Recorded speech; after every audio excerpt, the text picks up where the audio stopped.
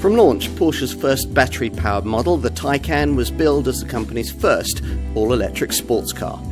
Can a sports car also be an SUV?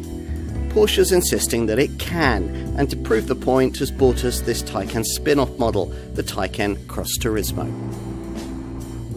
All Cross Turismo derivatives are almost indecently fast for anything purporting to be an SUV. Even the base 4 Cross Turismo variant has 476 PS and gets to 62 miles an hour in just 5.1 seconds, en route to 137 miles an hour. This 571 PS 4S version improves those stats to 4.1 seconds and 149 miles an hour.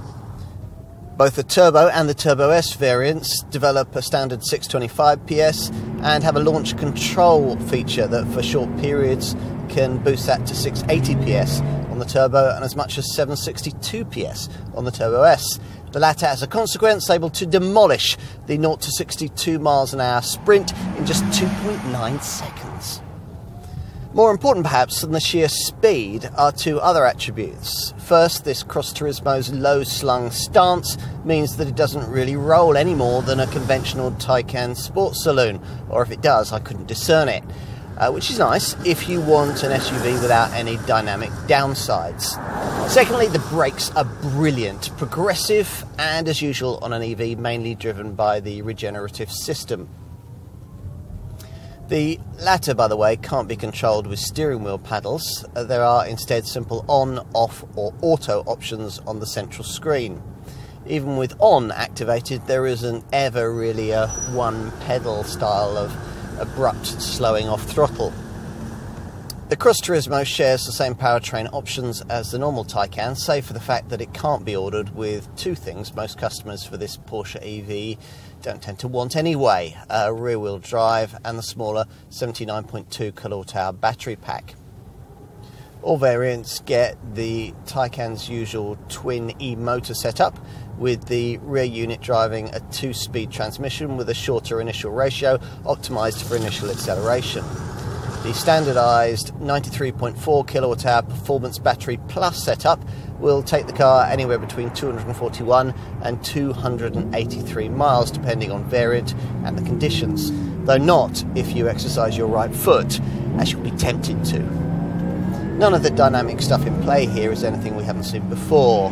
Torque vectoring, adaptive damping with 3-chamber air suspension, and optionally rear-wheel steering and PDCC electromechanical roll stabilisation. But with Porsche's 4D chassis control setup coordinating it all like the conductor of an orchestra, the result through the turns is quite simply astonishing when you consider the amount of weight in play here. And the steering, brakes and ride quality are all brilliant, almost 911-like. No other large SUV, EV or otherwise drives like this. The soul of a sports car? That about covers it. The key difference with this EV over most of its rivals lies in its 800-volt power supply, which is double that normally seen with electric cars, and is based on tech trialled by Porsche in its Le Mans winning 919 hybrid race car. The idea here is that by pushing up voltage, you can drop the current without affecting power output. Lower current means faster charging times. Using a 9.6 kWh wall box, replenishment will take about 10.5 hours. A more common 7.4 kilowatt garage wall box would take slightly longer, around 13.5 hours. If you want to do better and your home has access to 3-phase electricity, the brand will offer you a wall box upgrade to the Anderson A2 system, which can reach speeds of up to 22 kilowatts, though only if you paid extra for the optional onboard AC charger with 22 kilowatt package. Using that, you'll be able to fully top up the battery in just over 4 hours. As usual with EVs, there's a downloadable application allowing you to set charging times and precondition the cabin remotely. It's the Porsche Connect app. And for when you're out and about, well, Porsche is keen to talk of the Taycan Cross Turismo's peak charging capacity of 270 kilowatts, which theoretically means that the 93.4 kilowatt-hour battery can be recharged from 5 to 80% in just 23 minutes. That's at an 800-volt charging station, and currently there are only a handful of those in the UK. A more easily located 400-volt public charging station will take about an hour and a half to do the same thing, providing you pay Porsche extra for the optional onboard booster, which increases the car's standard charging peak from 50 kilowatts to 150 kilowatts. What else? Well, the service intervals are every 2 years or 20,000 miles, and insurance for all variants is a top-of-the-shop Group 50. You can have this crossover-style Taycan design in two forms. We have the more SUV-like Cross Turismo model here. The alternative is the Sport Turismo model, basically the same car but without side cladding or raised suspension. Our focus here, as I said, is on the Cross Turismo variant, which sits 20mm higher off the ground than the standard Taycan Sport Saloon, or 30mm higher with the off-road design package fitted as here. Now, both the Sport and Cross Turismo models have a nose section differentiated from that of the ordinary four-door Taycan by this specific front apron. Inside, as you'd expect, things are much as they are with the Taycan Sport Saloon, though you sit a little higher, and a compass mounted on the top of the dashboard is optionally available as part of the Sport Chrono Pack to give more of an SUV vibe. As with every model in the Taycan range, classic Porsche design staples here mix with modern technology. The instrument cluster is wider than the steering wheel in a manner reminiscent of the original 911. Take a closer look though, and you'll find that what lies behind the chunky three-spoke wheel is anything but retro. A 16.8-inch curved digital screen, one of up to 4 here at the front of the cabin. There's a lower 8.4-inch touchpad on the centre console, just below a 10.9-inch PCM Porsche Communication Management Central Infotainment Monitor, which can be optional extended with a further supplementary display for the front passenger. There's a lot to take in. All of this feels entirely appropriate to a cutting-edge 21st century premium EV, but you can't help sometimes feeling that old-fashioned knobs and buttons, particularly on this lower centre display, would be easier and more intuitive to use on the move. There are other curiosities too, this rather hidden knurled dash-mounted gear shifter.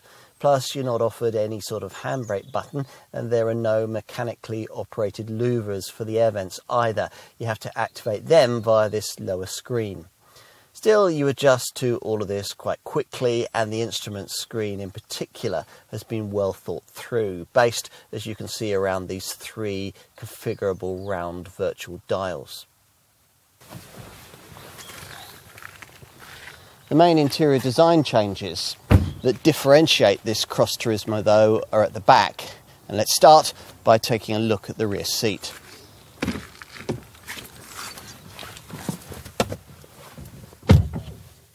Inside there's a modified roofline which enables rear seat passengers to enjoy 47mm more headroom than in the lower slung Taycan Sport Saloon.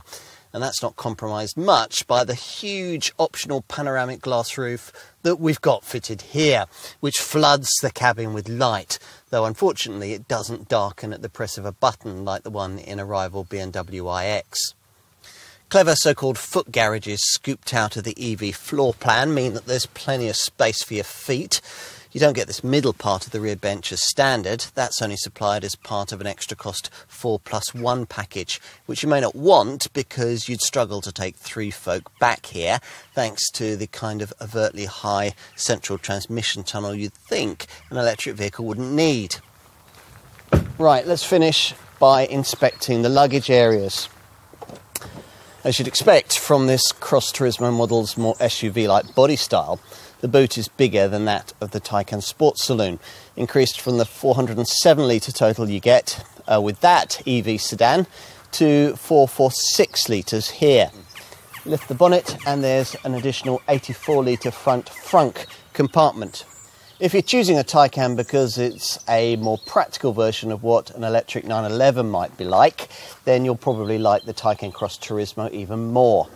It manages to feel both involving and commanding to drive, and, like the standard Taycan, is stupendously quick in its fast performance.